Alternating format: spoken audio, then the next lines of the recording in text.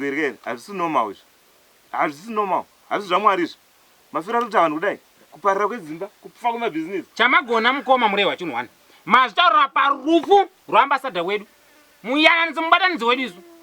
Iyo firo yacho. Munhu ungangonzi kwanzi warima pfumvudza. Waita namba 1 pamvudza. Wotofa. Imi vatete. Aiwa Musha unoka. Musha uno ndosimamira zvakanaka zvavo. Chose. Kana vateteyo. Hauna kana kumbomira zvakanaka. Nekucholocho. Aliqiniso sibili. Bamphendukisile cholocho ukungilahlela izigqoko phandle kuthiwe ngoba utshisa inhlanzi. Ngaye lolu muntu khona Imepho zakadizo zomunhu ezo zokuthi wapisa fish. Athe lezicathulo zidabu. Pisa fish nje totozi kwa fambira mbili. Koini.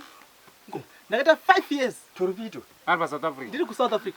Wangodzoka laptop ne headphones. Chete. Magundugundu anobatsirei? Unopfeka magundugundu. Rosera ngondone vana pamushapai. Koini Marombe. kungonzi ngomwa asi vamwe vese pana baba nanga nasinobvira ita mwana Munhu anosvika kudanganza angatadzoita mwana. kutodzengwa kutomanyiswa kuti sadza rapora. Ungarambirwa kwa kuti sadza rapora wakambozvionei. Mwana unobva kuna Mwari. mhepo yacho ikai ainomira musha Vakuda kuyambutsana. Hapa Haina neta. dai tambofamba. Chakanangiti. Chiro tikaenda kun'anga. Wakasazvimba here kana kudunduvara. Patipindi yakanaka. Ingani dzataona ng'anga. Taona ng'anga ng'anga. Maiona mega. Waivepo tichifamba. Mese maivepo. Asi kaone mamirira zvakaita togara tikasvika kupi. Tonangepi? Pane umwe profeti wandakanzwa nezvo. Zvakangofanana vanhu. Aiwa minakoma. Uyu zita rake riri padhuze anzwaniko. Makamuri. Mateo. Ndakamuzwa paredhiyo. Prophet Mateo. Inyaya yapera iyo. Ndakamuzwa Prophet Mateo ndo vakandira panzeveka pandakaroyerwa hwakwa paya. Prophet Mateo pandaroyewa hwakwa paya ndiri kugokwe kwa gogoko. Ndakana kwa madzimba Mateo kwe. Ndatovanzwa paredhiyo. Tadovaira kangani tichimanya isi chimanya kuti upenyu hinde mberi muchinyarara iwe. Tichiza ndo wakarapigwa. Pane aiwa pane ndakapogwara nzeve dzangu paya. Kugomo. Kwa madzimba Mateo. Ndakatoarapawo parinya to. Aiwa tete ndiko madzimba Mateo. Saka poitwa sei? Achinyarara vakomana tadovaira maizvo makumbo wagwadza nekufamba vakomana tichitsvaka munhu utibatsira. Ponzi Ndakatoarapawo kugomo kaini kuparinya to. parinya twakudi. Dai wachiwanikwa ka. Maflats apa. Ndipanooneka pabudirwa maflats paya. Ngosvika pasopa kuti ndina madzimba Mateo. Gide. Pamwe anogona zvenzeve kachete. Ayo madzimba Mateo. Eh. Matestimony anobva kumadzimba Mateo unonga mapedza. Vanoda mbereko. Vakabirwa. Vanoda dzimba. Mabasa zvese.